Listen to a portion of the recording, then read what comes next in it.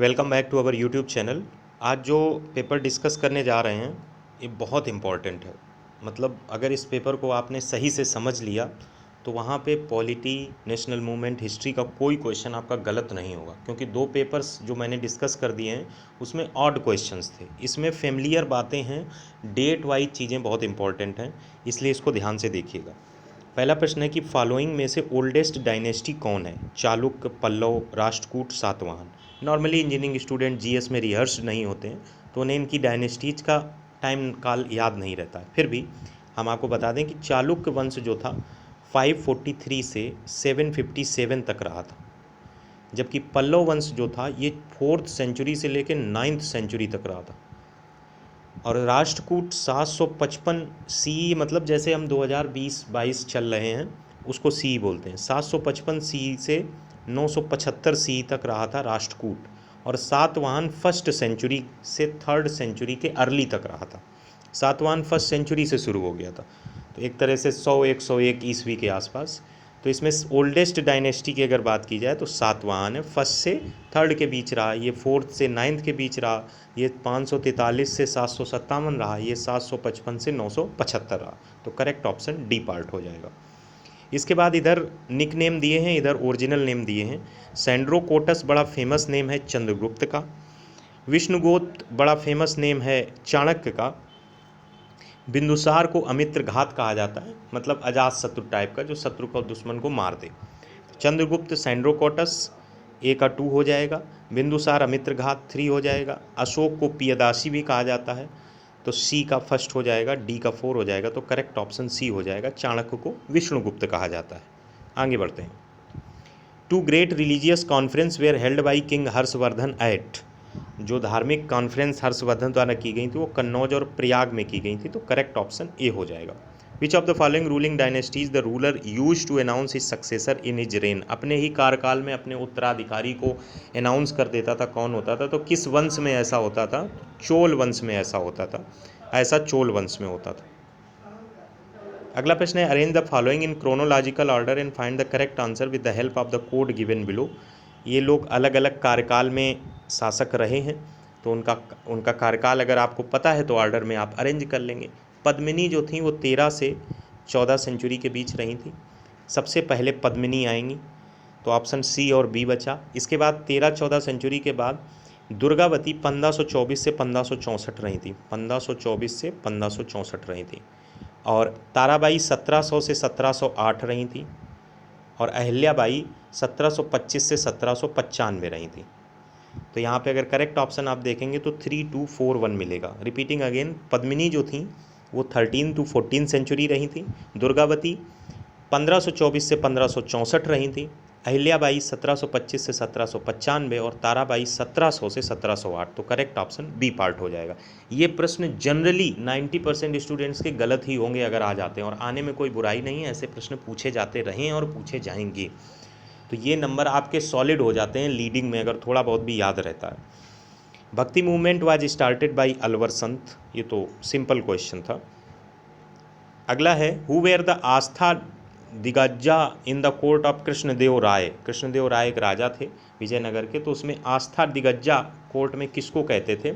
अष्ट दिग्गज। आस्था दिग्गजा बोल रहे हैं, अष्ट दिग्गज किसको कहते थे? 8 तेलुगु पोइट्स थे, उनको अष्ट दिग्गज कहा जाता था। लिस्ट 1 से लिस्ट 2 को मिलाना है। आपके सामने ऑप्शन दिए हुए हैं, ये अलग अलग नाम हैं, अलग अलग राज्यों में जो वहाँ पे शासन चलता था उसमें बोला जाता था ये कुतुब शाही है, ये निज़ाम शाही है। वहाँ के दरबार में जो शासक थे वो नाम रखते थे। तो बीजापुर को अकील शाही, गोलकोंडा को कुतुब शाही, अहमदनगर को निज़ाम शाही और बेरार को इमाद शाही बोलते। तो उस हिसाब से करेक्ट ऑप्शन डी पार्ट है। अगला प्रश्न है the famous battle of Takkolam of South India was fought between. Battle of Takkolam जो लड़ा गया था वो चोल और राष्ट्रकूट के बीच लड़ा गया था। चोल और राष्ट्रकूट में विजेता राष्ट्रकूट हुए थे, चोल के प्रिंस को जान से मार दिया गया था। तो इसका करेक्ट ऑप्शन चोल और राष्ट्रकूट, और विनर राष्ट्रकूट रहे थे। विच सिख गुरु help the rebel Prince Khusro with money and blessings. धन और दुआओं से किस सिख गुरु ने रिबल प्रिंस खुसरो को जो है खुश किया था, हेल्प किया था? तो वो थे गुरु Arjun Dev. Guru Arjun Dev. Presiding deity of Bhojshala temple, Bhojshala मंदिर में जिन देवता की पूजा होती थी तो वो गॉडेस सरस्वती, सरस्वती माता की भोजशाला मंदिर में पूजा होती थी। इसके बाद अगला क्वेश्चन है during the 3rd century Warangal किसके लिए फेमस था? Copper utensils, gold ornaments, iron instrument. Utensil का मतलब होता है बर्तन, ये कटलेरी वगैरह इसको बोलेंगे, ये इंग्लिश में यूके पीएससी में क्वेश्चन आया था। आइवोरी वर्क का मतलब होता है हाथी दांत का काम, हाथी दांत का काम। तो वारंगल जो फेमस था वो हाथी दांत के काम के लिए फेमस था, तो करेक्ट ऑप्शन डी पार्ट हो जाएगा। इधर प्लेस दिए हैं, इधर मॉन्यूमेंट दिए हैं, मतलब वो प्लेसेज को क्या कहते हैं? एलिपेंटा केव है, गुफा है, महाराष्ट्र में बॉम्बे के पास है, एक आइलैंड के पास है। तो केव तो ऑप्शन में नहीं दिया है। करंट एक ऐसा लग रहा है जो केव से मिलता जुलता है, करंट को गुफा कहते हैं, अभी पता नहीं था, लेकिन बाकी ऑप्शंस में यही एक बचता है, तो एलिफेंटा को करंट से ही मैच कराएंगे। खजुराहो एक मंदिर है, सांची एक स्तूप है, तो जो श्रवण बेलगोला बचेगा वो स्टेचू हो जाएगा। तो इस हिसाब से आपको एक करेक्ट ऑप्शन मिल जाएगा। अगला प्रश्न है consider the following statements and select the difference between a chaitya and ए विहारा। विहारा जो प्लेस होता है ये लिविंग प्लेस होता है, और चैत्य जो है प्लेस वर्शिप का होता है, तो करेक्ट ऑप्शन बी पार्ट होगा। रविन्द्रनाथ टैगोर एक ग्रेट पोइट थे, लेकिन एक ग्रेट पेंटर भी हुए। वो किस एज में हुए? जो 70 साल की उम्र पे थे, तो वो पेंटिंग की तरफ बहुत रुचि हो गई थी और बहुत फेमस पेंटिंग बनाते थे, उनकी पेंटिंग पसंद की जाती थी, तो करेक्ट ऑप्शन डी पार्ट होगा। इसके बाद अगला क्वेश्चन है विच one of the following is not correctly matched? Lord Cornwallis, Lord Wellesley, Lord Hastings, Lord William Bentinck. देखिए ऐसे क्वेश्चन में आप लीड कर सकते हैं अगर आपने अच्छे से पढ़ रखा। कॉर्नवेलिस परमानेंट सेटलमेंट के लिए हैं, वेलेजली सब्सिडरी अलायंस सिस्टम और सेकेंड एंग्लो मराठा वार दोनों के लिए हैं। लॉर्ड हेस्टिंग नहीं होंगे, तो करेक्ट ऑप्शन सी पार्ट हो जाएगा। अगर पूछा जाए कि लॉर्ड हेस्टिंग से रिलेटेड कोई एक इंसिडेंट बताइए, तो 3rd एंग्लो मराठा वार लॉर्ड हेस्टिंग्स के समय हुआ था। लॉर्ड विलियम बेंटिंक ने सती प्रथा का अंत किया था 1829 के समय, ये इसका करेक्ट ऑप्शन तो ऑलरेडी मतलब ये करेक्ट है, तो करेक्ट ऑप्शन सी पार्ट होगा कि सेकेंड एंग्लो मराठा वार लॉर्ड वेलीजली के समय हुआ था, लॉर्ड हेस्टिंग के समय नहीं हुआ था। Which one of the following acts empowered the governor general of India to issue ordinance? Indian council act of 1861 के तहत ये पावर मिली थी गवर्नर जनरल ऑफ इंडिया को कि ऑर्डिनेंसेज इशू कर सके। अगला प्रश्न है the English introduced ryotwari settlement दोनों प्रेसिडेंसी में किया था, रैयतवाड़ी व्यवस्था मद्रास और बॉम्बे प्रेसिडेंसी में। कल ही प्रश्न किया था कि इंडियन अनरेस्ट का फादर किसे कहा जाता है? लोकमान्य तिलक को वैलेंटाइन चिरोल ने कहा था, तो यहाँ पे पलट के पूछ दिया गया, तो लोकमान्य तिलक इसका करेक्ट ऑप्शन होगा। विच one of the following movements वाद गांधी जी नॉट एसोसिएटेड? खिलाफत, इंडिविजुअल सत्याग्रह और क्विट इंडिया तीनों में एसोसिएटेड थे, स्वदेशी मूवमेंट में नहीं थे। ये बीजी तिलक के द्वारा शुरू किया गया था, बीजी तिलक के द्वारा शुरू किया गया था 7 अगस्त 1905 को, 7 अगस्त 1905 को शुरू किया गया था कलकत्ता टाउन हॉल बंगाल में, कलकत्ता टाउन हॉल बंगाल में।